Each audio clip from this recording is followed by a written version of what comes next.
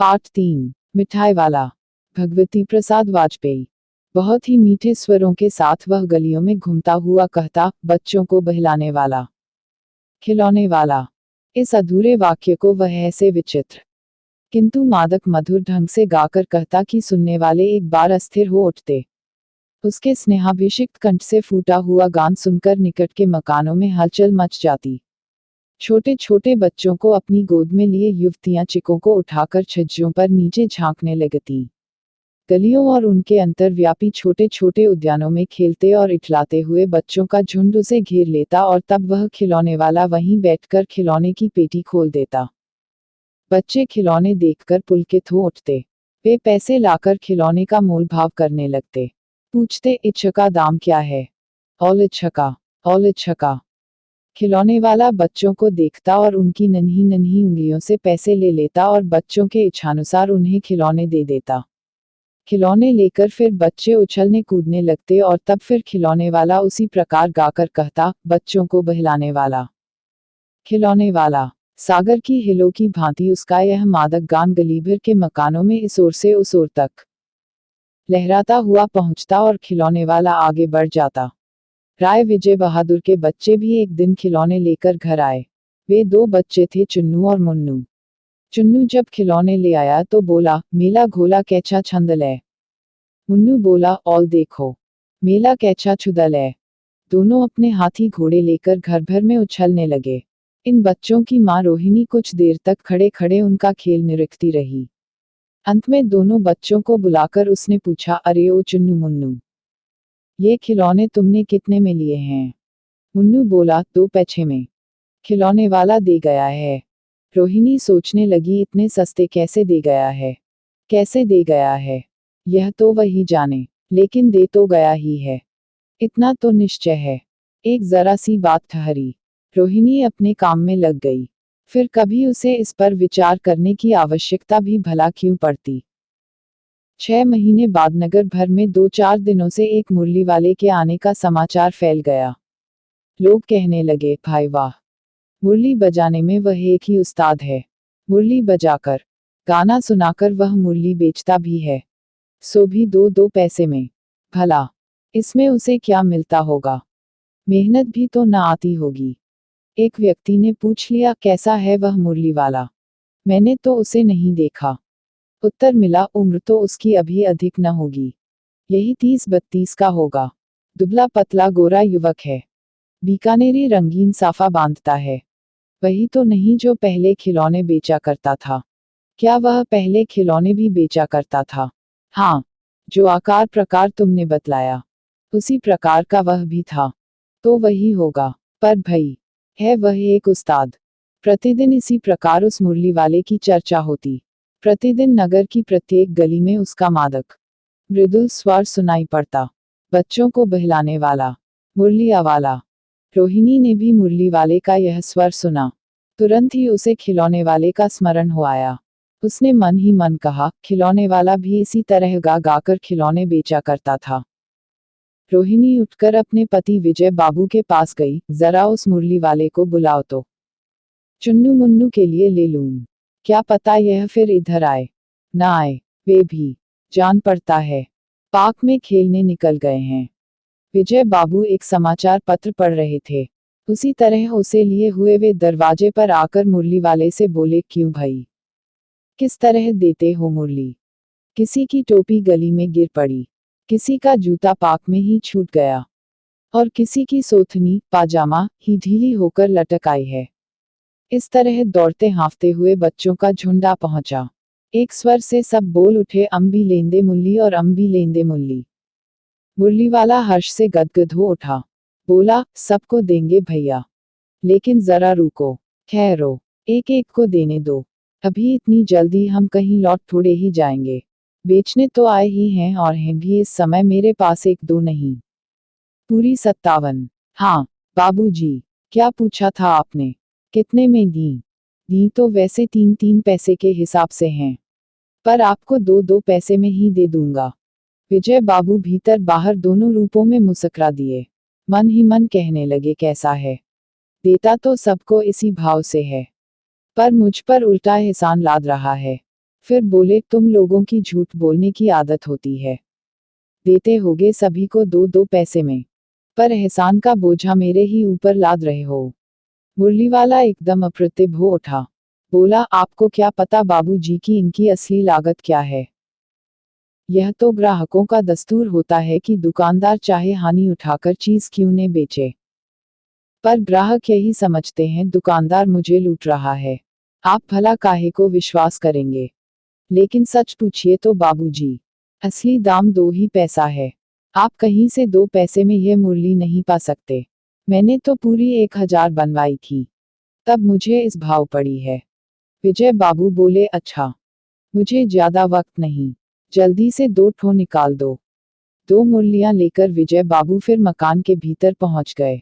मुरलीवाला देर तक उन बच्चों के झुंड में मुरलियां बेचता रहा। उसके पास कई रंग की मुरलियां थीं।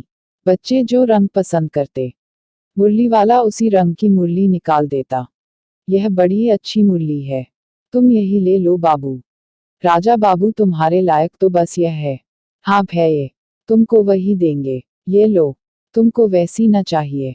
यह नारंगी रंग की। अच्छा, वही लो। ले आए पैसे। अच्छा, ये लो तुम्हारे लिए, मैंने पहले ही से यह निकाल रखी थी। तुमको पैसे नहीं मिले, तुमने अम्मा से ठीक तरह मांगे न होंगे। धोती पकड़कर पैरों में लिपटकर, अम्मा से पैसे मांगे जाते हैं बाबू। हाँ, फिर जाओ, अब की बार मिल जाएंगे। दुअनी है तो क्या हुआ, ये लो पैसे वापस लो। ठीक हो गया ना हिसाब। मिल गए पैसे। देखो, मैंने तरकीब बताई। अच्छा, अब तो किसी को नहीं लेना है, सब ले चुके। तुम्हारी माँ के पास पैसे नहीं हैं। अच्छा, तुम भी यह लो। अच्छा, तो अब मैं चलता हूँ। इस तरह मुरलीवाला फिर आगे बढ़ गया। आज अपने मकान में बैठी हुई रोहिणी मुरलीवाले की सारी बातें सुनती रही। आज भी उसने अनुभव किया, बच्चों के साथ इतने प्यार से बातें करने वाला फेरीवाला पहले कभी नहीं आया। फिर वह सौदा भी कैसा सस्ता बेचता है, भला आदमी जान पड़ता है। समय की बात है, जो बेचारा इस तरह मारा मारा फिरता है, पेट जो न कराए सो थोड़ा। इसी समय मुरली वाले का क्षीण स्वर दूसरी निकट की गली से सुनाई पड़ा, बच्चों को बहलाने वाला मुरलिया वाला। रोहिणी इसे सुनकर मन ही मन कहने लगी, और स्वर कैसा मीठा है इसका। बहुत दिनों तक रोहिणी को मुरली वाले का वह मीठा स्वर और उसकी बच्चों के प्रति वे स्नेहसिक बातें याद आती रहीं। महीने के महीने आए और चले गए, फिर मुरलीवाला न आया। धीरे धीरे उसकी स्मृति भी क्षीण हो गई। 8 मास बाद, सर्दी के दिन थे। रोहिणी स्नान करके मकान की छत पर चढ़कर आजानुलंबित केश राशि सुखा रही थी। इस समय नीचे की गली में सुनाई पड़ा, बच्चों को बहलाने वाला मिठाई वाला। मिठाई वाले का स्वर उसके लिए परिचित था। झट से रोहिणी नीचे उतर आई। उस समय उसके पति मकान में नहीं थे। हाँ, उनकी वृद्धा दादी थी। रोहिणी उनके निकट आकर बोली, दादी, चुन्नू मुन्नू के लिए मिठाई लेनी है। जरा कमरे में चलकर ठहराओ। मैं उधर कैसे जाऊं, कोई आता न हो। जरा हटकर मैं भी चिट की ओट में बैठी रहूंगी। दादी उठकर कमरे में आकर बोली, ए मिठाई वाले, इधर आना। मिठाई वाला निकट आ गया। बोला, कितनी मिठाई दूं माँ। ये नए तरह की मिठाइयाँ हैं, रंग बिरंगी, कुछ कुछ खट्टी, कुछ कुछ मीठी, जायकेदार, बड़ी देर तक मुंह में टिकती हैं, जल्दी नहीं घुलती, बच्चे बड़े चाव से चूसते हैं। इन गुणों के सिवा ये खांसी भी दूर करती हैं। कितनी दून, चपटी, गोल, पहलदार गोलियां हैं। पैसे की 16 देता हूँ। दादी बोली, 16 तो बहुत कम होती हैं, भला 25 तो देते। मिठाई वाला, नहीं दादी, अधिक नहीं दे सकता, इतना भी देता हूँ। यह अब मैं तुम्हें क्या। खैर, मैं अधिक न दे सकूंगा। रोहिणी दादी के पास ही थी। बोली, दादी, फिर भी काफी सस्ता दे रहा है, 4 पैसे की ले लो। यह पैसे रहे। मिठाई वाला मिठाइयाँ गिनने लगा। तो 4 की दे दो। अच्छा, 25 नहीं सही, 20 ही दो। अरे हाँ, मैं बूढ़ी हुई, मोल भाव अब मुझे ज्यादा करना आता भी नहीं। कहते हुए दादी के पोपले मुंह से जरा सी मुस्कुराहट फूट निकली। रोहिणी ने दादी से कहा, दादी, इससे पूछो, तुम इस शहर में और कभी भी आए थे या पहली बार आए हो। यहाँ के निवासी तो तुम हो नहीं। दादी ने इस कथन को दोहराने की चेष्टा की ही थी कि मिठाई वाले ने उत्तर दिया, पहली बार नहीं और भी कई बार आ चुका हूँ। रोहिणी चिक की आड़ी से बोली, पहले यही मिठाई बेचते हुए आए थे या और कोई चीज लेकर? मिठाई वाला हर्ष, संशय और विस्मय आदि भावों में डूबकर बोला, इससे पहले मुरली लेकर आया था और उससे भी पहले खिलौने लेकर। रोहिणी का अनुमान ठीक निकला। अब तो वह उससे और भी कुछ बातें पूछने के लिए अस्थिर हो उठी। वह बोली, इन व्यवसायों में भला तुम्हें क्या मिलता होगा? वह बोला, मिलता भला क्या है, यही खाने भर को मिल जाता है, कभी नहीं भी मिलता है। पर हाँ, संतोष, धीरज और कभी कभी असीम सुख जरूर मिलता है और यही मैं चाहता भी हूँ। सो कैसे, वह भी बताओ। अब व्यर्थ उन बातों की क्यों चर्चा करूं, उन्हें आप जाने ही दें। उन बातों को सुनकर आपको दुख ही होगा। जब इतना बताया है, तब और भी बता दो। मैं बहुत उत्सुक हूँ, तुम्हारा हर्जा न होगा, मिठाई मैं और भी ले लूंगी। अतिशय गंभीरता के साथ मिठाई वाले ने कहा, मैं भी अपने नगर का एक प्रतिष्ठित आदमी था। मकान, व्यवसाय, गाड़ी घोड़े, नौकर चाकर सभी कुछ था। स्त्री थी, छोटे छोटे 2 बच्चे भी थे। मेरा वह सोने का संसार था। बाहर संपत्ति का वैभव था, भीतर सांसारिक सुख था। स्त्री सुंदरी थी, मेरी प्राण थी। बच्चे ऐसे सुंदर थे, जैसे सोने के सजीव खिलौने। उनकी अटखेलियों के मारे घर में कोलाहल मचा रहता था। समय की गति, विधाता की लीला, अब कोई नहीं है। दादी, प्राण निकाले नहीं निकले, इसलिए अपने उन बच्चों की खोज में निकला हूँ। वे सब अंत में होंगे, को यही कहीं, आखिर कहीं न जन्मे ही होंगे। उस तरह रहता, घुल घुल कर मरता, इस तरह सुख संतोष के साथ मरूंगा।